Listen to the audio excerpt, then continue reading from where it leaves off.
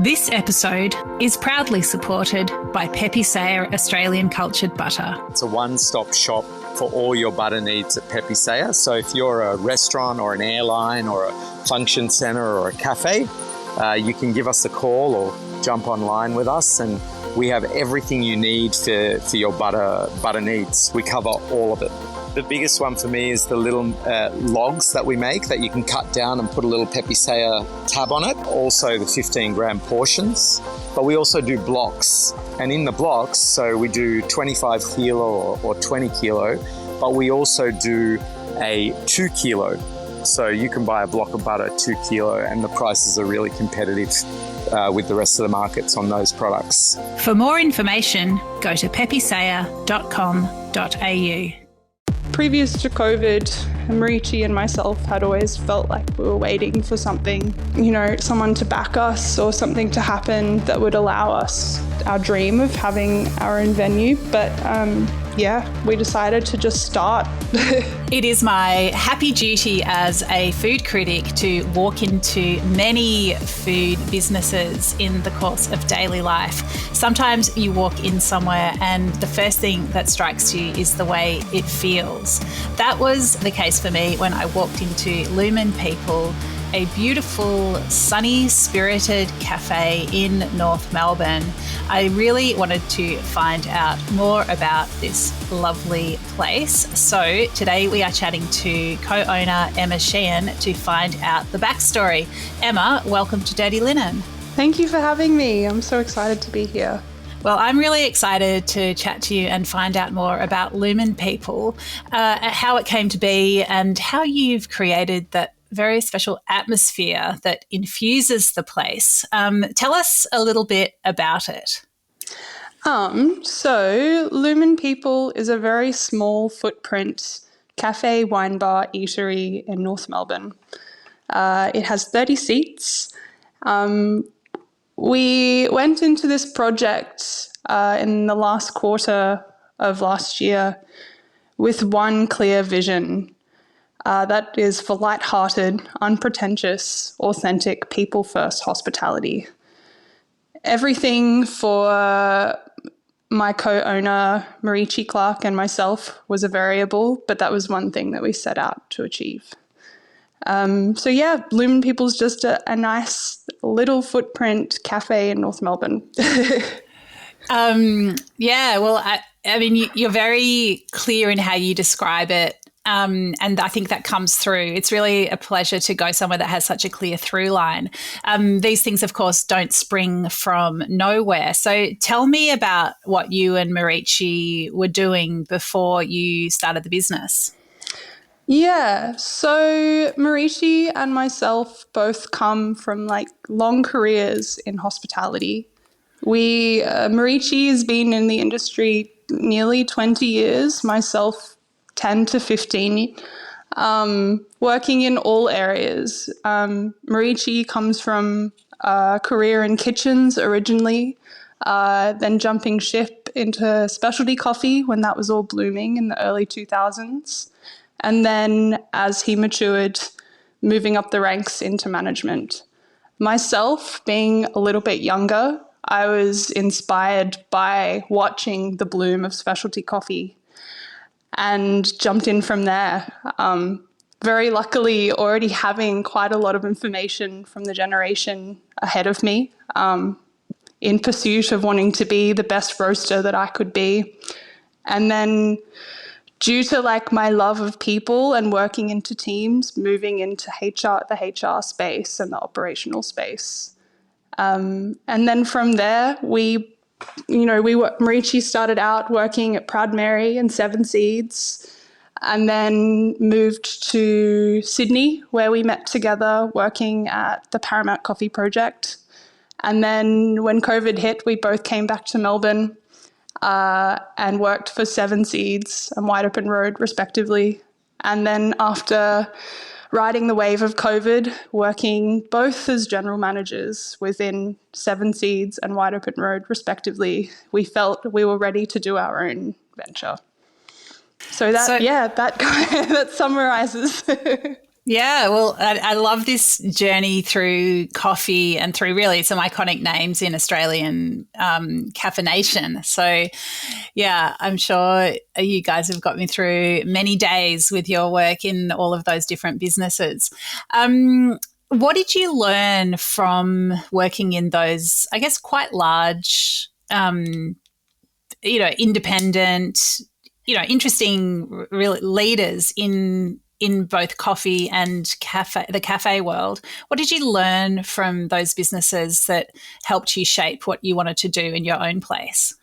One key thing really ties all of those businesses together, and that is a love of coffee, a love of provenance, a love of tasting really delicious fresh crop coffee.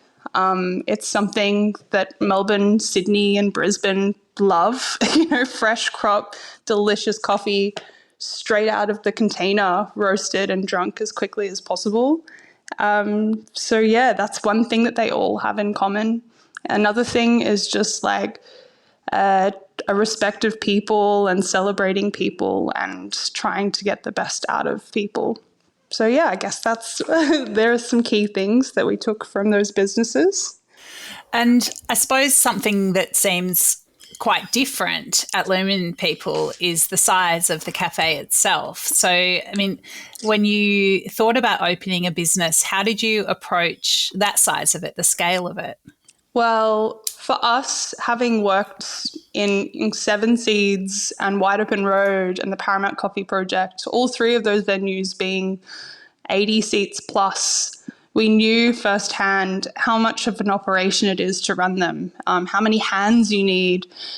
When something like COVID happens, how quickly you can lose those hands and still have a massive space to run. So for us, we felt there was a sense of intimacy and simplicity from having a smaller footprint. So Lumen People is only 30 seats. It's much smaller. So is that also about the amount of money it costs to start a business? I mean, were there other businesses that you could look to for inspiration as you started to shape your vision? Yeah, so Marichi and I went on a trip last June to Hobart, and that coincided with Dark Mofo. And we went to all of these beautiful venues. We went to Sunny, we went to Sun Bear, we went to Tom McHugo's, all of these very small footprint, very humble venues. And their hospitality was excellent. And having come from such a big city, full of $1 million fit outs, full of restaurant groups, we had sort of felt like doing something ourselves was so unattainable. But being in Hobart made us feel like maybe it was a possibility for us. I love this reverse inspo because I think, so many people, I think still, even though, people from everywhere go to Tasmania because of how amazing it is, and definitely the great hospitality and produce is part of that. I was just to give a quick shout out to a series that we've been doing on the Producers, my other podcast, which is all about farmers in northern Tasmania, and just the efforts that people are going to create short, ethical food supply chains, and great produce, looking after the soil, all that good stuff. But I think so often there is still this sense that people in Tassie come to the Big Island for inspo, where it's lovely to hear about it going the other way. Opposite. Yeah, that's very opposite. cool. The spirit of hospitality is well and truly alive in Tasmania. The spirit is there, maybe stronger than in Melbourne sometimes. Yeah, that's really interesting. And I think, being stretched or having to keep things quite contained in a business sense can often make the focus really clear. You really have to decide what you want to do and what you want to be, because you simply can't be all things to all people. So how did talk us in more detail about how Lumen came to be, the space, the way you thought about the food and drink offering, and how you wanted it to reflect your values? Yeah, so first things first, our kitchen's tiny. We have an oven, we have a grill, we have a sandwich press, and we have an induction cooktop. So before we even started thinking about food, we already had that as a restriction. That restriction excited us, to be perfectly honest. Yeah, if you're working with good ingredients, you shouldn't have to do too much to them. Secondly, from our experience of having worked in quite a few other businesses, we were feeling pretty bored with avocado on toast and eggs with sides. It's been done. You can go anywhere to get it. We wanted to break the cycle of eggs with sides and avocado on toast. And really, everywhere that we can in our offerings, lean into seasonality. Seasonality with food, seasonality with coffee, seasonality with everything in our business. So that really influenced how we went about those things. Yeah. I think people are used to food, people talking about seasonality. I think people are, in all parts of society, we're sort of getting back to understanding that food is seasonal. But I think we've still got a long way to go in Australia with thinking of coffee as a seasonal product. Can you explain the way that you think about coffee? Yeah. So in the same way as you wouldn't eat a tomato in winter and expect it to taste great, you probably wouldn't drink an Ethiopian in March and expect it to taste great. Coffee is grown all the way around the equatorial line. It's basically like high altitude, low oxygen, cooler climate areas. And every country has its own harvest season. So, for example, Colombia harvests around December to February, and arrival is usually between May and April. So for Colombians, they always taste best, from that April onwards period. They're never going to taste better than in that 8 to 12 weeks after arrival period. The clarity's there, the complexity's there. They taste like where they came from. So we just really wanted to celebrate that and serve coffees when they taste their best. In my co-owner Marichi Clark's famous words, life's too short to drink defective coffee. So he's have you got that on a tote bag yet? next season we'll have that on a tote bag, don't you worry. So we create a coffee menu around the season. It changes pretty regularly, and we partner with quite a few great roasteries that have the same values as us. Seven Seeds, of course, is a champion of that. Small Batch, Fieldwork, Sample up in Sydney, Made of Many in Sydney, they're all champions of working with good importers or importing themselves and roasting and serving coffee that is at its best, tasting its best, fresh from origin. I mean, it's a couple of months on the boat, right? Oh yeah. Yeah. So I mean, is that a danger period for coffee, or is that fine?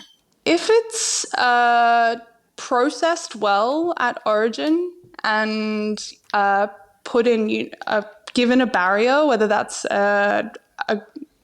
put in a vacuum sealed container or put in a Grain Pro plastic covering, it should be okay. But importing coffee is a gamble. There has been times, so many times. I run into Andrew Kelly, who owns Small Batch. He lives meters away from us, and I always ask him how his day's going, and his response is always about a container that's floating somewhere in the ocean.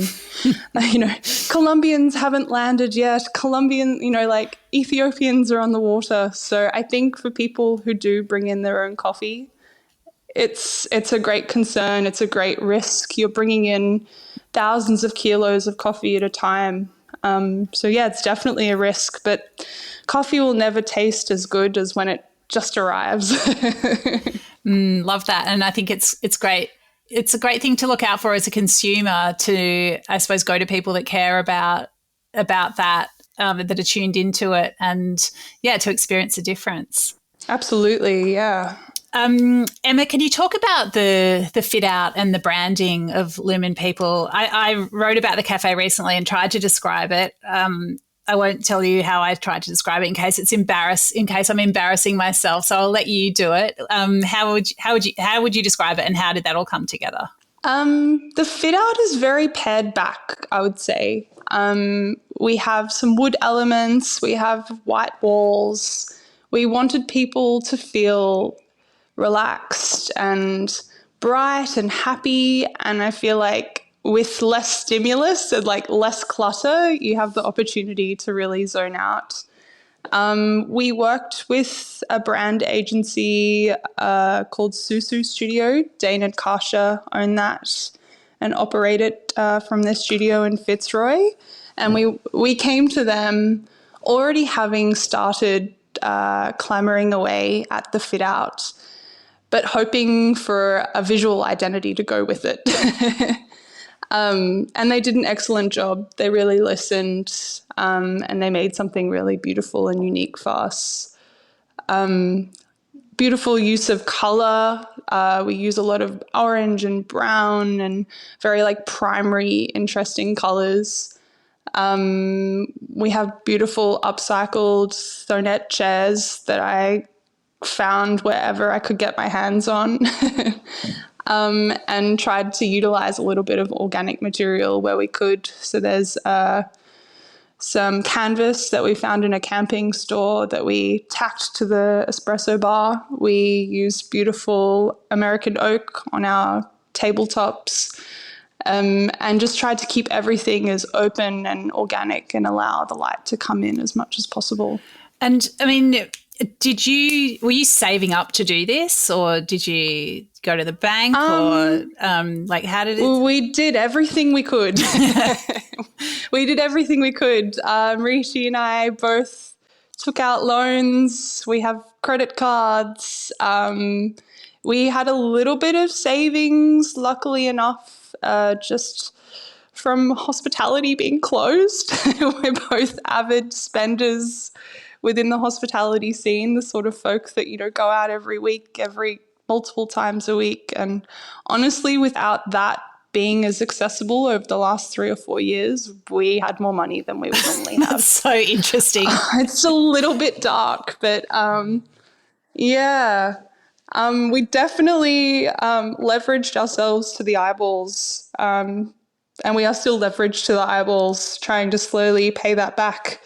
I know that, your focus, with the evenings, perhaps especially, that it should be accessible, that it's not a massive commitment, in time or in planning ahead or in money. How are you sort of and balancing that? I mean, you had experience as general managers, like I assume you're not scared of a spreadsheet, but, how has it been envisaging what you want to do and certainly in making it feel a certain way, but then coming up against, the realities of, cost of goods or, award wage rises, work cover suddenly increases.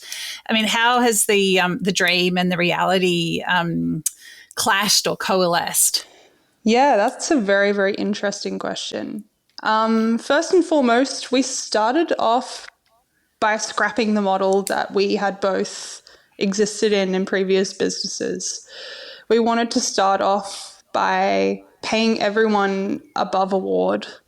Maybe that also stops us from being a part of the award for the next few increases. But we wanted to create a model that didn't just have our staff living paycheck to paycheck, but allow them to sort of thrive in their roles and come to work and feel energized and having done things in their weekend. So first and foremost, people first.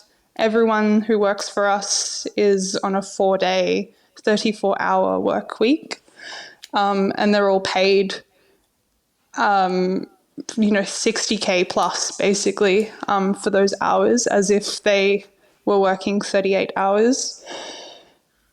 Because it's a people business where we're looking after people as they come through the door.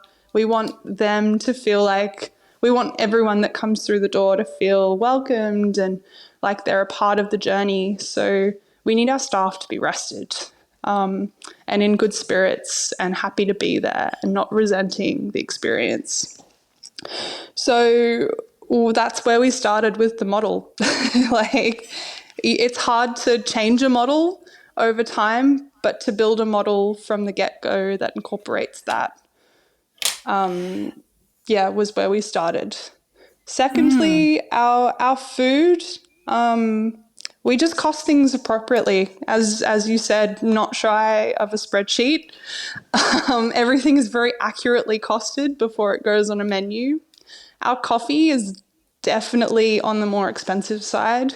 In fact, we have quite a few honest conversations with people and try to explain it to them, like our patrons as they come through the door, in a really honest and in a way that doesn't polarize them. We've got a 95% success rate with that.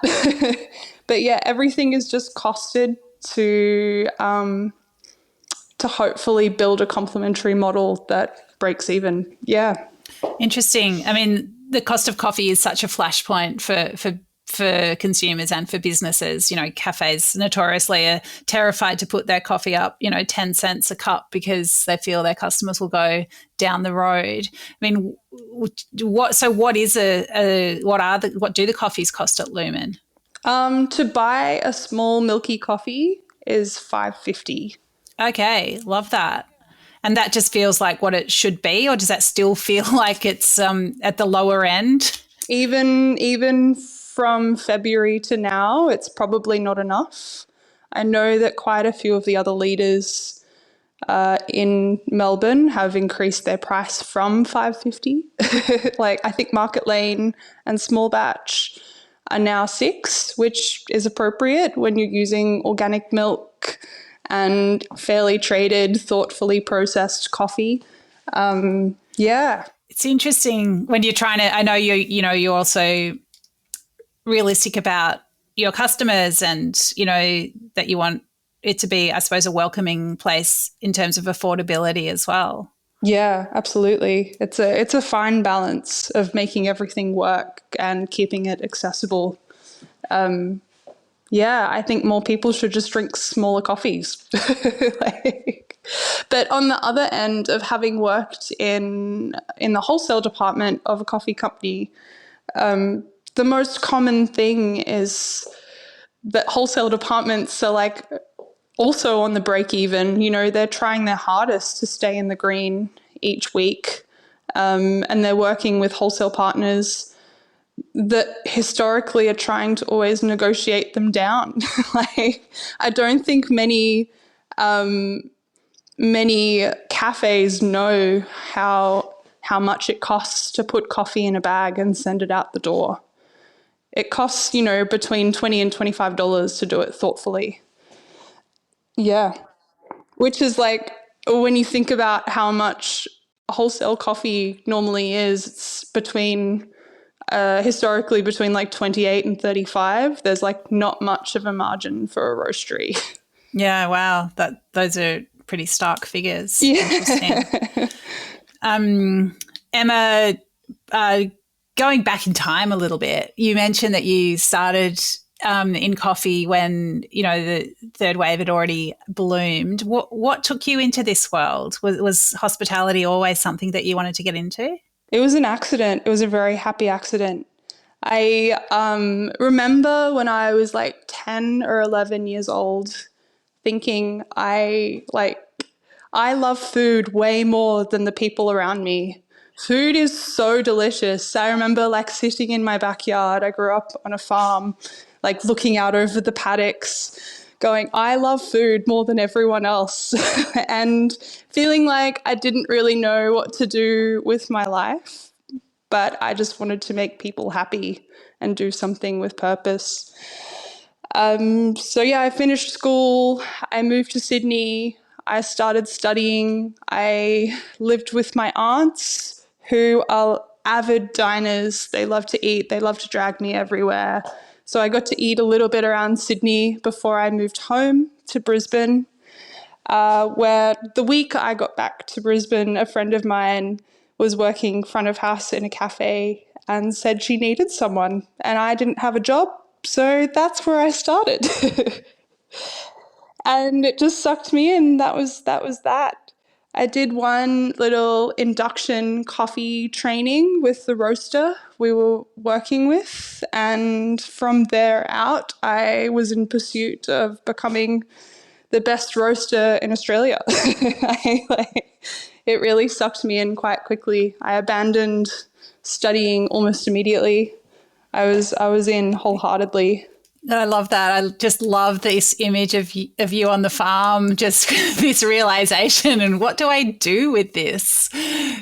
Yeah, that's so beautiful. It always felt like more of an interest and maybe not a pursuit, a career pursuit, but yeah, how wrong I was. It makes me want to ask you about your relationships with farmers now, because produce, and as you say, when you've got good produce, you don't have to do much to it. You name check the farmers on the menus. It's obviously a big part of the Lumen ethos. Yeah.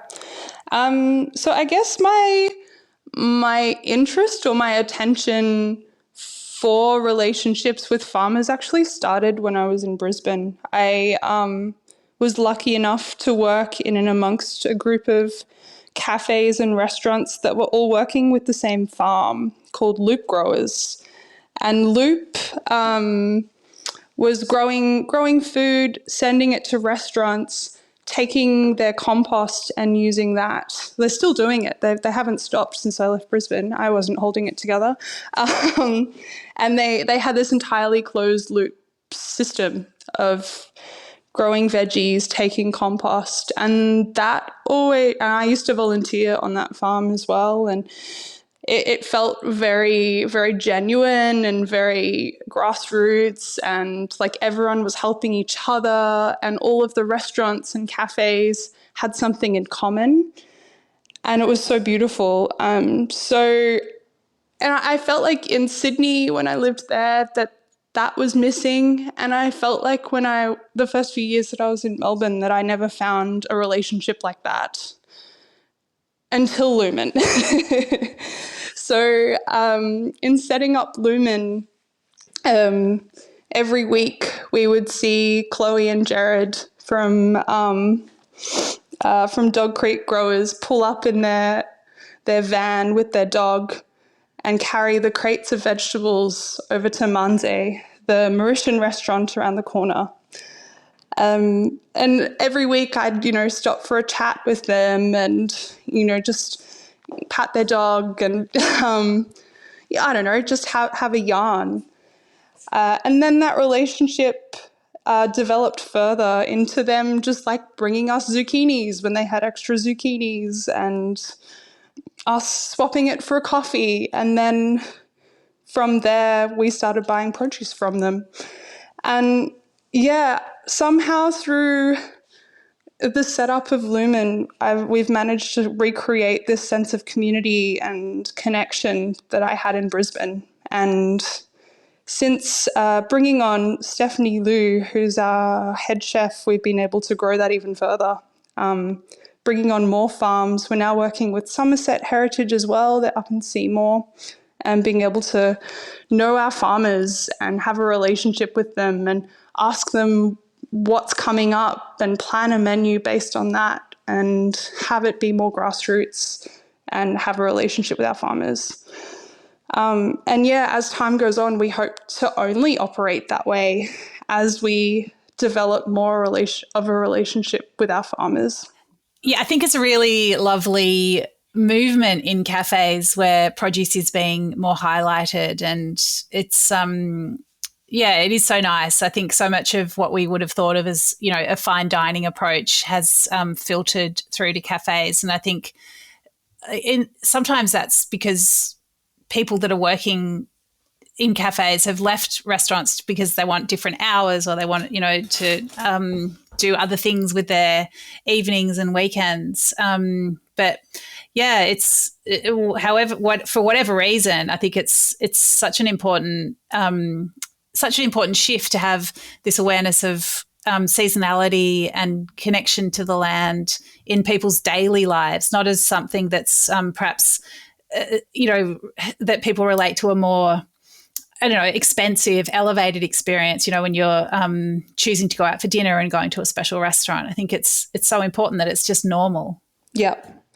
Working with primarily vegetables as well allows us to be more generous, which we're not vegetarian by any stretch, but we are very produce front and center. So you'll always find the key thing in any of our menu items will be the vegetable, the pumpkin, the sweet and sour onions.